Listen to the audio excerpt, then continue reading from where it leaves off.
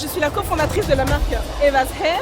Wow. Formée au coiffage de locks, il faut qu'il y ait plus de coiffeuses, coiffeurs de locks parce qu'il n'y en a pas beaucoup. En galère pour les trouver à côté de chez nous, on est obligé d'aller loin. Je trouve que c'est important aussi également de se former tout simplement au cheveu afro parce qu'il n'est pas forcément abordé dans les écoles capillaires. Là, c'est très important qu'il y ait de la formation, bien sûr, c'est nécessaire à ce stade-là. Le but c'est de donner les clés à toutes les clients, clientes pour qu'ils puissent bien comprendre l'hydratation de leurs cheveux et savoir quel type de produit ils doivent acheter, comment reconnaître si ce produit-là va fonctionner ou pas. Force à Moa, Melanin of World Agency. Pour tous ceux qui ont les cheveux afro, qui sont afro, connectez-vous. J'ai cassé le stand d'Onishai. Vas-y, si t'es chaud. Bonjour à toutes et à tous. Aujourd'hui, vous êtes avec Verméline, représentante de Moa, et je vous emmène à la NHA, donc la Natural Hair Academy. Vous venez avec moi ?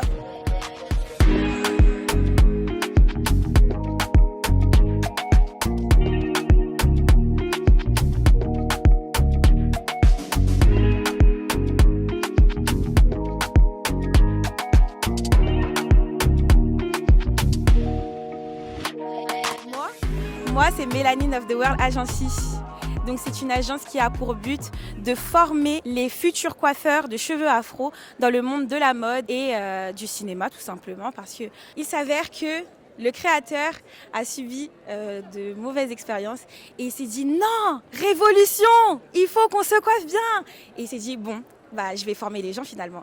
Et c'est ce qu'on va faire. Et on vous emmène à un événement, tout simplement. Voilà.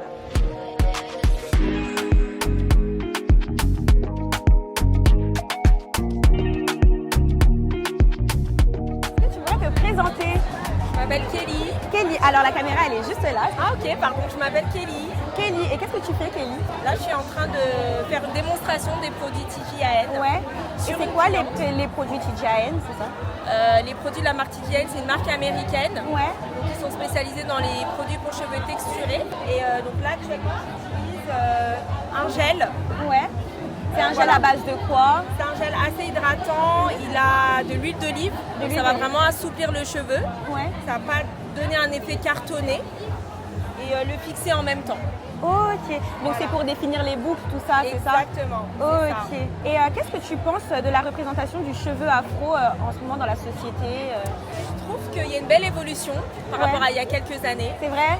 Ouais, parce qu'il y a de plus en plus de marques, de créateurs qui se démènent vraiment pour créer des cosmétiques clean et qui fonctionnent aussi, surtout sur notre type de cheveux. Donc je trouve ça vraiment bien. Et ce que je trouve aussi, c'est qu'aujourd'hui, les femmes noires, métissées, elles sont vraiment en recherche de plus. C'est vrai, tu trouves qu'il y a plus de recherches maintenant que c'est ça exactement, les gens se posent des questions, les gens se documentent, les gens font appel à des coiffeuses comme moi et je trouve que par rapport à il y a quelques années... tu te sens déjà plus valorisée. Exactement, je me sens plus utile. Ok, voilà. C'est super cool. Et si tu avais un conseil à donner à toutes les personnes qui apprenaient à connaître leurs cheveux là tout de suite maintenant? Premier conseil que je donnerais, trouvez-vous une bonne coiffeuse ou un bon coiffeur. Parce qu'en fait, on ne peut pas tout comprendre soi-même. Derrière, il y a de la science aussi. Donc, il faut un professionnel de la coiffure pour donner, déjà pour vous aider juste à identifier les caractéristiques de vos cheveux. Ouais. Faire un diagnostic, c'est déjà le point de départ. C'est la base. C'est la base, vraiment. Ok. Et tu avais un dernier conseil à donner? Un dernier conseil à donner, aimez vos cheveux. Aimez vos cheveux. C'est tout. Merci beaucoup, Kelly. Au revoir. Dans quel sens?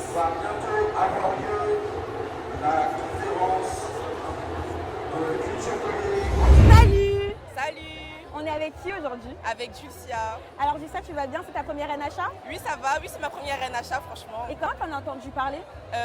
J'avais déjà entendu parler avant sur les réseaux sociaux. Ouais. Et ça m'a toujours donné envie, sauf que je ne savais pas par où passer. Et là, j'ai vu qu'il y avait les ouvertures des billets, du coup, de la billetterie. Du coup, j'ai tenté. J'ai sauté le pas et j'ai appris. Et là, qu'est-ce que tu attends de cet événement? Qu'est-ce que tu attends à apprendre de cet événement? Découvrir plus la culture afro avec mes cheveux, etc. Ouais. Parce que j'essaye un peu d'assumer, on va dire, ma chevelure. Ouais. Du coup, avec ce genre d'événement, j'espère en apprendre plus et savoir mieux m'en occuper surtout. C'est bien. Avec les produits adaptés. Et est-ce que tu peux nous présenter ta coiffure du jour? C'est un truc très très simple, basique. J'ai fait un afro puff. Ouais. Donc on prend un lacet. Génie. On prend un lacet, j'ai plaqué avec un peu de cire, un peu La de gel. technique de base. Voilà la technique et j'ai mis un bandeau parce que bon, c'est le plaquage. Non, t'inquiète pas, avec la chaleur, je te comprends ma go. Ouais, voilà. Question speed question.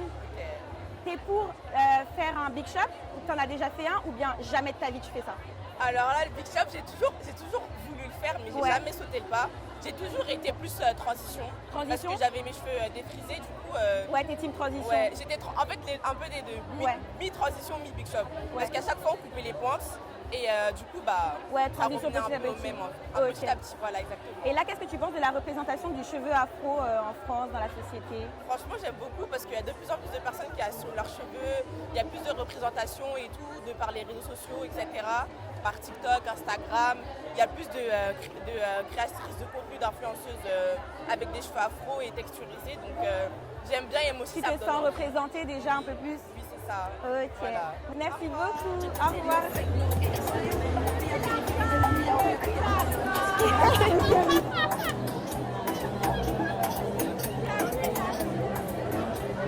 Ça va? Ça va et vous? Oui, ça va super. Est-ce que tu pourrais te présenter déjà?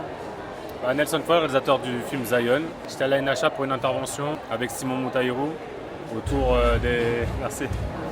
des Noirs dans le cinéma et de la diaspora et faire plein de questions comme ça. Et toi, en tant que réalisateur, réalisateur afro, est-ce que tu as ressenti une difficulté au niveau de tes acteurs de la gestion de leurs cheveux afro? De leurs cheveux? Oui.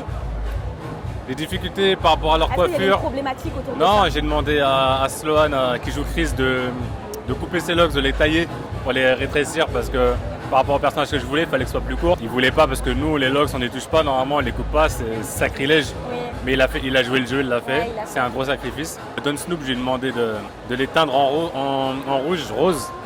C'était pas du rose, c'était du rouge-violet. Et au début, c'était un peu dur parce qu'il pensait que c'était du rose, il n'aimait pas comment ça faisait. Et en plus de ça, pour teindre, normalement, il faut décolorer, donc ça abîme les cheveux, donc on n'a pas fait ça. Oui. On a posé quelque chose dessus. C'était un peu compliqué à gérer parce que ça tachait un peu les vêtements et tout, mais bon, voilà. C'est les seules difficultés que tu as pu... Ouais, le reste, après, on avait une coiffeuse, on coiffait, on faisait des patras, Est-ce que c'est compliqué de trouver une coiffeuse qui savait s'occuper du cheveu afro? Non, parce qu'on était en Guadeloupe. Ouais, ah bah oui, c'est plus simple déjà. Coiffeuse. Il y a déjà plus cette relation au niveau du cheveu en Guadeloupe qu'ici en France. Oui, bien sûr. Bah, ils ont l'habitude, il n'y a que des cheveux. Enfin, il n'y a que. En tout cas, il y a une grande majorité de cheveux afro, donc voilà. Ça veut dire que sur tes prochains films, par exemple, si tu es amené à travailler avec des personnes aux cheveux texturés, est-ce que tu ferais appel aux personnes en Guadeloupe ou bien tu... Non, pas forcément. Moi, ça peut être. Si je tourne ici, ça peut être une coiffeuse d'ici qui soit une coiffeuse afro, qui connaisse le cheveu afro. Mais tu n'as pas d'appréhension à ce sujet-là? Est-ce que ici, elles sont plus formées qu'en Guadeloupe? Non, j'ai pas d'appréhension. Ici, il y a des très bonnes coiffeuses. En Guadeloupe, il y a des très bonnes coiffeuses. Moi, j'ai ma coiffeuse ici, par exemple, qui coiffe les locks et qui est une Martiniquaise, mais qui est d'ici. Avant, j'en avais une Guyanaise d'ici aussi. Voilà, je pense qu'elles ont l'habitude. À partir du moment où c'est leur culture, elles savent. Ok. Bah, merci beaucoup. Est-ce que tu aurais un petit mot à dire pour du coup, notre agence? Ouais. Formés au coiffage de locks. Il faut qu'il y ait plus de coiffeurs de locks parce qu'il n'y en a pas beaucoup. En galère pour les trouver à côté de chez nous, on est obligé d'aller loin. Voilà. Il faut faire appel à l'agence MOA. Faites appel à l'agence MOA alors dans ce cas-là. Merci beaucoup. Comment tu t'appelles? Eva. Eva, tu fais quoi dans la vie? Qu'est-ce que tu fais ici à la NHA? Alors je suis la cofondatrice de la marque Eva's Hair. Waouh! C'est une marque de produits capillaires pour les cheveux crépus, frisés, bouclés. Oui. Et donc c'est une marque que j'ai cofondée avec mon mari en septembre 2019. Waouh! Et à quel moment vous avez décidé de fonder cette marque-là? Pourquoi? J'ai pas décidé, c'est les gens qui ont décidé. En fait, je me suis mise à faire des tutos sur YouTube parce que à un moment donné, j'avais des problèmes capillaires que je suis parvenue à solutionner. Oui. Et j'ai lancé ma chaîne YouTube parce que je recevais vraiment énormément de compliments. Oui. Et tu t'es dit que ça devait être partagé finalement? Voilà, je me suis dit autant que ça serve, parce que je reçois les compliments, oui, ça reste que pour moi, autant que ça serve à quelqu'un. Et puis la chaîne YouTube s'est embrasée et puis c'est devenu la marque que vous voyez là. Et comment vous avez créé cette marque autour des techniques que tu as appris toi-même finalement? Tout à fait. Alors au début, en fait, ce que les gens souhaitaient, ce que les femmes voyaient tout le temps sur ma chaîne YouTube, c'était l'huile de riz en or d'Haïti. C'était notre premier produit best-seller phare. Ouais. Donc c'est ça qu'elle voulait au départ. Donc on s'est lancé avec un seul produit unique. C'est vrai? Donc ce serait le produit, s'il y avait un produit que tu devais conseiller, c'est l'huile de ricin? Non, parce que... Ah ouais? Ouais, parce que En fait, aujourd'hui, la marque, elle a beaucoup évolué et je peux pas parler de produits. Je peux recommander une routine phare que les gens adorent. Et qu'est-ce que tu recommanderais comme routine? La routine phare et que nos clientes vraiment adorent prendre, c'est la gamme capillaire, shampoing après shampoing, crème hydratante, plus l'huile de ricin. Oui. Est-ce qu'on peut faire une toute petite pause parce que je vais dire juste... Oui, bien sûr. C'est la pause. Elle s'est échappée.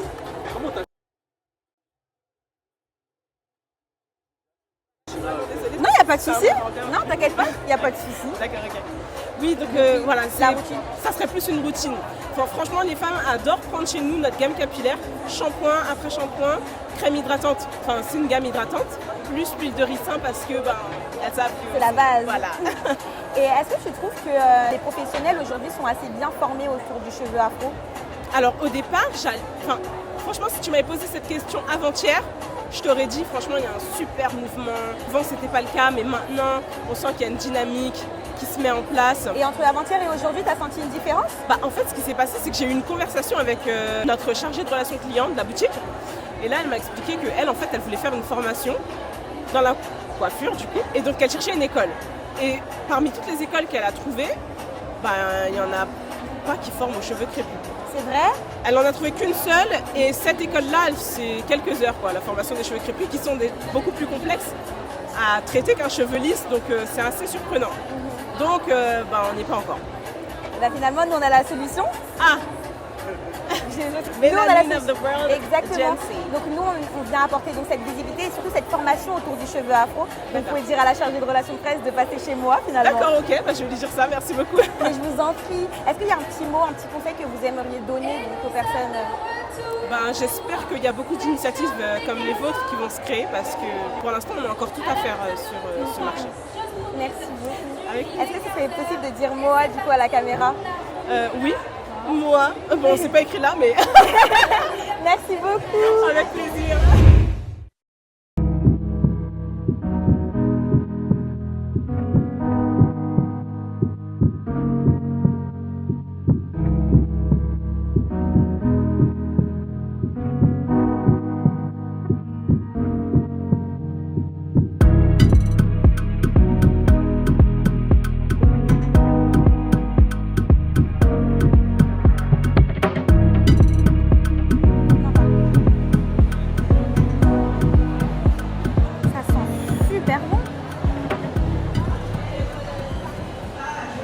Ça sent super bon. Hyper hydratant. Franchement, banger.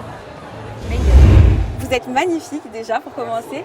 Est-ce que vous pouvez nous présenter un peu c'est quoi la coiffure que vous lui avez faite, tout ça? Alors je suis là pour Enchantée, moi c'est Réma, on est là pour le NHA Cut et en fait c'était l'inspiration, ou du moins le thème c'est afro-bohémienne. Oui. Et du coup mon inspiration c'était de faire quelque chose qui ressemble à des fleurs, une fleur sur sa tête et en même temps une couronne. Et la bohème, tout ce qui est tresse fishtail à l'envers. Oui. Et le côté très roots avec des couleurs qui sont beaucoup plus foncées, beaucoup plus... Pour tout ce qui est bohème, c'est le bois, les couleurs chaudes. Donc c'était ça l'inspi, mais vous ne l'avez pas encore habillée parce qu'il y a encore autre chose. Ah oui? Ouais, elle n'est pas encore habillée là. La tenue? Ouais. C'est vrai? Oui. C'est vous qui avez confectionné également la tenue? C'est moi qui l'ai choisie, je l'ai pas pas choisie. Ok. C'est moi qui l'ai choisie. Et comment vous êtes formée en coiffure? Parce que ça a l'air c'est très détaillé. Si on peut faire un petit zoom sur les détails, c'est très très joli. Là, comment vous êtes débrouillée? Enfin, vous êtes formée toute seule? À la base, oui, je suis autodidacte dans tout ce qui est coiffure afro. De toute façon, la coiffure afro ne s'apprend pas à l'école, je l'ai placée. Et oui, je suis autodidacte et je suis locticienne. Et ça s'apprend où du coup? Ça s'apprend, c'est notre culture. Oui. En fait, moi j'ai appris en coiffant mes sœurs en coiffant et en essayant sur des têtes à coiffer. Et je suis inspirée de mes livres que je vais vous montrer. Sur les coiffures africaines d'origine, là c'est le Mali et là c'est le Congo. Moi je suis congolaise. Moi aussi. Kabiso. Et en fait, voilà, je m'inspire des coiffures de chez nous et de nos coiffures traditionnelles en fait. C'est vrai, je connaissais même pas les coiffures traditionnelles du Congo personnellement. Waouh. Ok. Taïeye, c'est un petit bijou de 1975. Du bandundu. Et est-ce que tu trouves ça pas dommage que ça s'apprenne pas justement à l'école, en tout cas les coiffeuses qui sont allées en école de coiffure, que le cheveu texturé n'est pas abordé? Alors moi je vais dire cheveux afro, je vais revenir sur ce terme de texturé qui retire l'ethnicité, donc c'est très commercial. On est en France, il y a une culture très européenne, donc c'est aussi une coiffure qu'eux-mêmes ne maîtrisent pas. Et donc des événements comme la NHA, des événements comme le concours aujourd'hui, et le fait de retourner justement à ces coiffures, à chercher des bouquins autour, je trouve que c'est ce qui nous permet, nous, aujourd'hui, de mettre ça en avant. Et c'est pas grave si c'est pas appris, parce qu'il y a des gens comme moi, comme d'autres coiffeuses, comme Nadine Mateki, comme Didi, qui sont les jurés, qui permettent justement de retransmettre cette culture-là, de transmettre nos coiffures ancestrales, traditionnelles, africaines. Merci beaucoup. Je vous en prie. Comment vas-tu? Ça va. Franchement, il fait chaud. Ouais, le timing est très serré, mais ça va. Ça va. Le timing, pourquoi finalement? Le timing, mais tu sais pas pourquoi. Explique-moi, dis-moi tout. Ok, il y a un concours coiffure ici qui se prépare. Donc le thème, c'est Afro-Bohémienne pour le premier thème. Et deuxième thème, on est sur la gauche et Paris. Voilà. Coiffe sur le lycée, voilà. Dans les Comment t'as appris à coiffer le cheveu boxé, tu vois? J'ai appris à coiffer quand j'étais toute petite, à l'âge de 12 ans en fait. Je voyais mes tantes coiffer et je trouvais ça juste la manière dont elles tissaient en fait leurs doigts, les mains travaillaient. Et en fait ma tante qui m'a vue, à chaque fois je la regardais avec beaucoup d'attention. Elle m'a appris tout simplement. Elle m'a montré une fois sur sa tête et après voilà, ça a démarré comme ça, j'avais 12 ans. Et donc tu as appris à coiffer autour de la culture camerounaise donc. Exactement. Ok. Et comment tu as appris à coiffer du coup grâce à ta tante? C'est ma tante qui m'a montré. Qui t'a tout montré.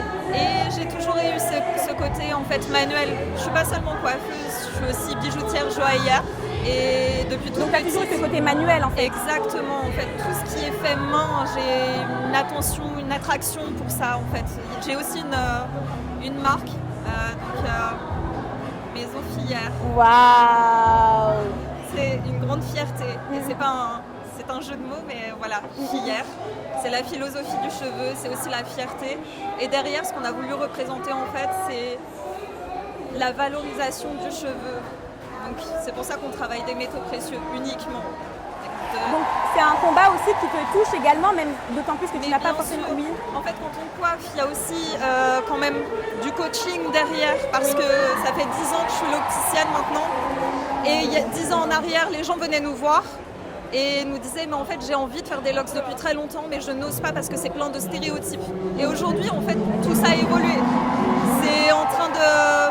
Je pense qu'on a fait énormément de chemin depuis ces 4-5 ans et c'est important de le dire aujourd'hui quand on voit en fait à la NHA les gens représenter les cheveux libres, voilà, c'est une fierté, c'est super. Et est-ce que toi en coiffant les cheveux blancs, est-ce que tu as déjà eu des appréhensions envers les femmes noires qui se disaient mais est-ce qu'elle va savoir comment coiffer les cheveux? De l'appréhension, c'est-à-dire? Est-ce qu'il y a des gens qui ont déjà eu peur que tu touches leur tête? Bien sûr, oui, complètement. Et comment tu as su les rassurer finalement?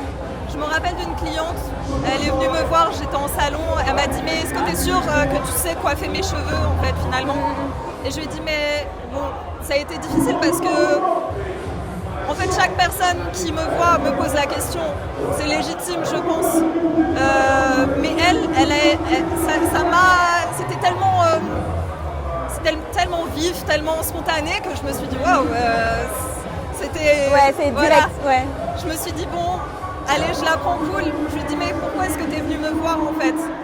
Et elle m'a dit mais en fait ton Instagram là, c'est toi, c'est tes coiffures, c'est toi qui coiffes comme ça. Et je lui ai dit bah oui, chaque coiffure c'est moi qui les ai exécutées effectivement. Elle m'a laissé la coiffer et elle a eu des locks magnifiques. Wow. Voilà. Et franchement c'est devenu une très bonne cliente. Donc c'est important aussi en fait je pense de communiquer parce que les gens quand ils connaissent pas ils ont peur. Et ça en fait c'est vrai que des fois ça demande des efforts. Il y a l'ego qui prend un petit peu en charge aussi, etc. Mais en fait il faut aller au-delà de ça, la communication c'est très important. Et est-ce que tu trouves que c'est important aussi également de se former tout simplement aux cheveux afro? Parce qu'il n'est pas forcément abordé dans les écoles capillaires. Oui, c'est une évidence. Ouais. C'est une évidence, bien sûr. Le locticien aujourd'hui, celui qui coiffe les locks, en fait il n'y a pas de formation reconnue. Donc se dit l'opticien, celui qui fait ses tests sur le premier qui voudra bien lui prêter sa tête. Et souvent ça donne des catastrophes, j'en sais quelque chose puisqu'en fait derrière moi je me retrouve à rattraper beaucoup de choses. Des latchings avec des trous, ça c'est monnaie courante. Donc voilà, c'est très important qu'il y ait de la formation, bien sûr, c'est nécessaire à ce stade-là. Merci beaucoup. Merci Moa, il était temps. Merci beaucoup.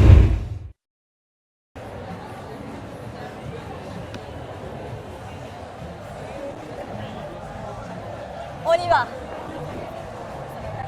J'aime bien ta pire, ok. J'aime bien ton wax. Mais là, en fait, je suis du côté maquillage, tout ça.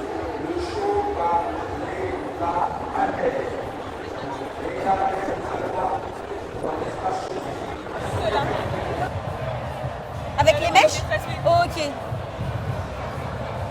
On me renvoie toujours vers la fondatrice à cause du micro. C'est joli. Je connaissais pas cette marque de make-up. Bon, c'est occupé. On va faire le tour. On est avec. Bonjour, je suis Amanda de la marque Ebony & Ivory, donc co-gérante de cette marque, créée par deux meilleurs amis pour présenter une gamme de maquillage, mais aussi tout récemment une gamme d'extensions capillaires. Donc on propose des clips, des perruques, des tissages aussi, et on organise des ventes privées chaque mois pour nous rencontrer et pour pouvoir aussi tester nos produits. Et pourquoi vous vous êtes lancé dans tout ce qui est capillaire finalement, si vous partiez du maquillage? Parce qu'on avait beaucoup de clientes. Parce qu'on est aussi maquilleuse de profession, donc on avait des clientes qui souhaitaient avoir des perruques, donc on leur proposait uniquement à nos clientes qui allaient se marier, qui prenaient nos prestations, et on s'est dit d'ouvrir ce champ aussi à nos autres clientes. Parce que la beauté ne se limite pas qu'au visage, mais aussi à la coiffure. C'est vrai qu'on dit que la beauté d'une femme réside dans ses cheveux. Qu'est-ce que vous en pensez, vous? C'est important et c'est pour ça que c'est vrai que nous vendons des mèches, des extensions, mais aussi on conseille nos clients de prendre soin de leurs cheveux naturels parce qu'on ne cache pas la misère. Non. Et il faut savoir aussi que par exemple certains produits qu'on propose, notamment des perruques, permettent de pouvoir faire des routines capillaires. Oui, permet de, pendant qu'on fait nos nattes, qu'on fait des soins pour que nos cheveux poussent, et on peut aussi avoir une coupe. Est-ce que vous trouvez qu'il y a quand même une bonne représentation du cheveu, même afro, au niveau de la société, des médias? Est-ce que vous vous sentez représenté? Alors maintenant, ça se démocratise. Ouais. C'est vrai qu'avant, c'était moins présent, même on le voit dans les magasins, mais grâce à des événements tels que la NHA, donc on peut trouver des produits qui nous correspondent et aussi affirmer notre identité. On m'a dit, Mabel, pourquoi tu es venue à la NHA sous perruque? Non, comme je l'ai dit tout à l'heure, porter une perruque, c'est pas renier son identité ou ses cheveux naturels. Ça permet de changer de look, ça permet aussi de faire des soins. Voilà, parce qu'à l'intérieur des perruques, il y a nos cheveux naturels. Ça permet aussi, moi je sais qu'il y a certaines clientes qui utilisent des perruques parce qu'elles aiment changer de couleur, mais sans abîmer les cheveux naturels. Donc c'est pas renier son identité ou ne pas assumer ses cheveux naturels, bien au contraire. C'est juste si on a envie de changer de look, si on a envie aujourd'hui d'avoir des cheveux lisses et demain des cheveux bouclés, on peut le faire grâce aux perruques, grâce aux mèches, grâce aux extensions. Voilà. Merci beaucoup. Avec grand plaisir en tout cas. Bonjour Christine. Hello, ça va? Ça va et toi? Ça va, merci. Est-ce que tu peux nous dire qu'est-ce que tu fais aujourd'hui? Alors aujourd'hui je représente la marque Aromazone et je fais des consultations sur l'hydratation capillaire. Et du coup je reçois les clientes directement dans la petite loge juste à côté et on débriefe un peu sur leur hydratation, les produits qu'elles mettent, comment elles mettent. Le but c'est de leur donner toutes les clés pour qu'elles maîtrisent à 100% leur hydratation. Et tu peux nous expliquer en quoi consiste ton rôle finalement? Avec Aromazone, le but c'est de donner les clés à toutes les clientes pour qu'ils puissent bien comprendre l'hydratation de leurs cheveux et savoir quel type de produit ils doivent acheter, comment reconnaître si ce produit-là va fonctionner ou pas. Et pourquoi t'être orientée dans le soin capillaire? Pour répondre à la problématique de base, en fait j'ai les cheveux crépus et depuis toujours, j'ai toujours eu un problème avec la rétention de l'hydratation. Oui. Donc j'ai essayé plein de produits, mis plein de gammes, mais à chaque fois l'hydratation ne durait que quelques heures, voire quelques jours. Et le but, c'est de montrer en fait à la communauté qu'il existe des produits qui sont vraiment formulés pour garder notre hydratation. Et si ça ne dure pas, c'est pas de la faute de nos cheveux, mais plutôt des produits qu'on utilise qui ne sont pas forcément formulés pour que l'hydratation dure. Et si tu avais une routine à nous présenter, à nous donner les petits tips? Routine très simpliste, toujours avoir un bon produit hydratant, c'est-à-dire un bon lait, une bonne huile, un bon lait, une bonne crème, pardon, pour bien apporter l'hydratation, s'assurer que la crème et le lait soient bien formulés pour garder l'hydratation avec de la glycérine par exemple, et toujours terminer en scellant avec une petite huile légère. Et comment tu t'es formée à tout ça? Comment alors de base je suis infirmière, du coup j'ai toutes les notions au niveau du corps humain, l'hydratation, des cheveux, du cuir chevelu, et en parallèle j'ai fait une formation pour apprendre à formuler toute seule mes produits. C'est comme ça que j'ai pu compléter les données que j'avais déjà. Est-ce que tu trouves qu'aujourd'hui le cheveu afro est plutôt bien représenté, plutôt bien amené? Oui, en vrai, beaucoup mieux qu'avant. Maintenant, on va pas se mentir, il y a encore cette culture de la boucle où on montre beaucoup plus un cheveu hyper bien défini, hyper bien travaillé. On va rarement te montrer un afro rond, petit, shrinké. Donc je pense qu'il y a encore du travail à faire, mais c'est beaucoup mieux qu'il y a quelques années.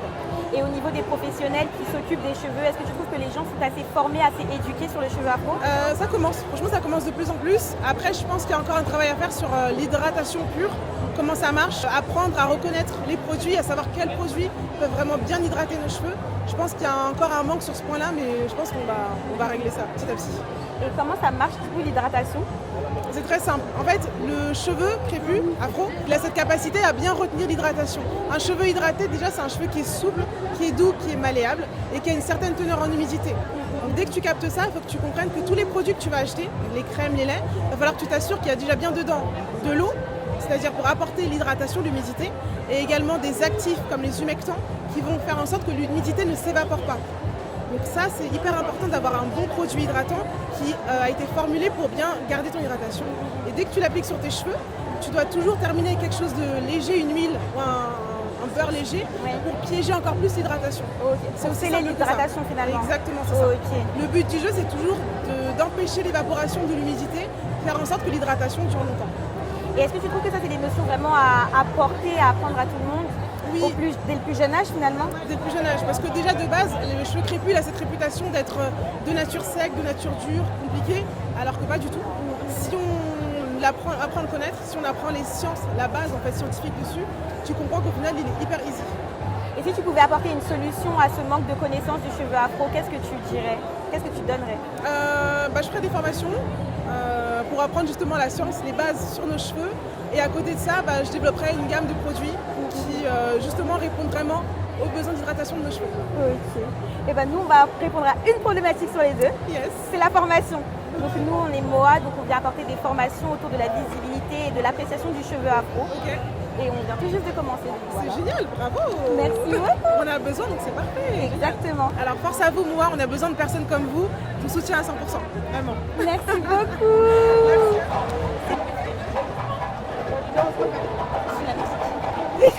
Vite, vous courez, venez.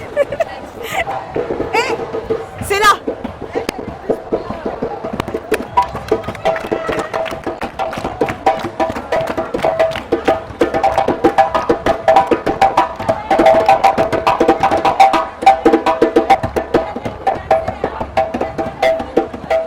Elle a dit venez danser avec nous.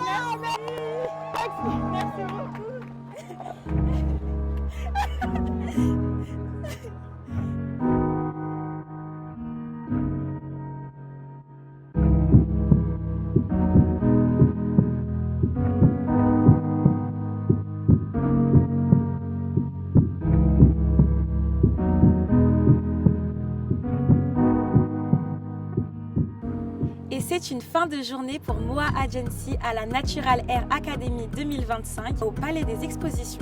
Donc c'était une journée très enrichissante. On a appris énormément de choses et on a compris les problématiques donc, autour du cheveu afro. Et c'est pour ça que Moa est là pour répondre à ses besoins. Donc n'hésitez pas à suivre Moa Agency sur les réseaux sociaux. Tout est en description. Bisous!